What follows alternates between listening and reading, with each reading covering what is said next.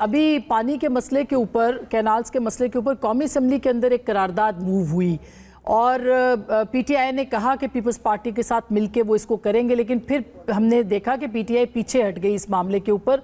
क्या आपको लगता है कि इस नेशनल इशू के ऊपर जहाँ सारी जमातें इकट्ठी हैं, पीटीआई का क्या मौक़िफ़ है इस मामले पे?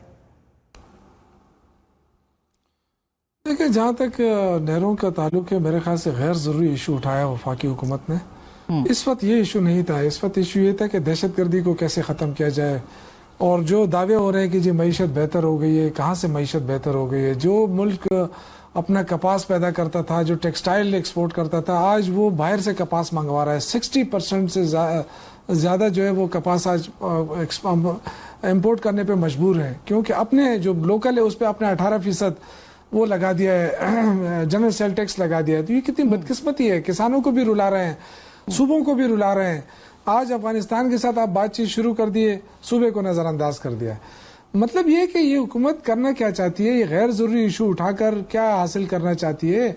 दहशतगर्दी पे तवज्जो दे, महंगाई पे तवज्जो दे। लोग रो रहे हैं, रुल रहे हैं महंगाई क्या। तो अब नया बजट आ रहा है, अल्लाह जाने उसमें क्या होगा। तो मेरे ख्याल से पीपल्स पार्टी अफगानिस्तान का क्या ताल्लुक? अफगानिस्तान कहते थे कि फेडरल सब्जेक्ट है कॉन्स्टिट्यूशन के अंदर, उसका तो सूबे के साथ क्या ताल्लुक अफगानिस्तान से अगर बातचीत करनी है तो?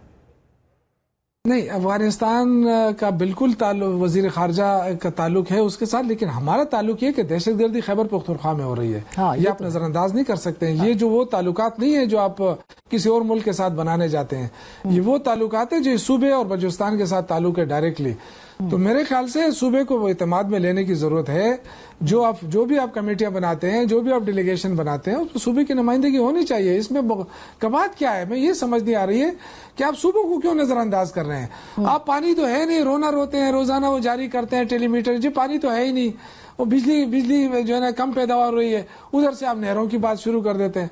तो मेरे ख्याल से गैर जरूरी विषय उठा रहे हैं। और पीपल्स पार्टी देखें, पीपल्स पार्टी ने ये जो सिलसिला शुरू किया है, हमें तो कहते थे कि जी ये पार्लियामेंट में आके बात करें।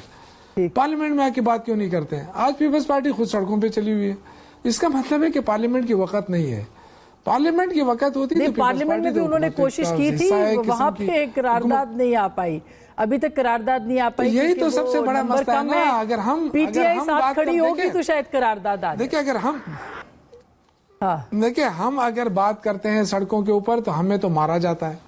हाँ। हम तो दहशतगर्द डिक्लेयर किए जाते हैं, इंतशारी डिक्लेयर कर दिए जाते हैं। लेकिन आज कितने दिन से वो एक सूबे से, एक शहर से दूसरे शहर, कभी किसी ने ये नहीं कहा कि ये इंतशार फैला रहे हैं। अच्छा। क्यों? वो जी नहर रोकने के लिए बात कर रहे हैं। देखिए, ये सारी चीजें हुकूमत की पॉलिसी वाजे होनी चाहिए, सिंध के हवाले से भी, खैबर पख्तूनख्वा के हवाले से भी। और ये जो मुबहम चीजें उठाई जा रही है, मेरे ख्याल से ये तवज्जो हटाने की कोशिश है।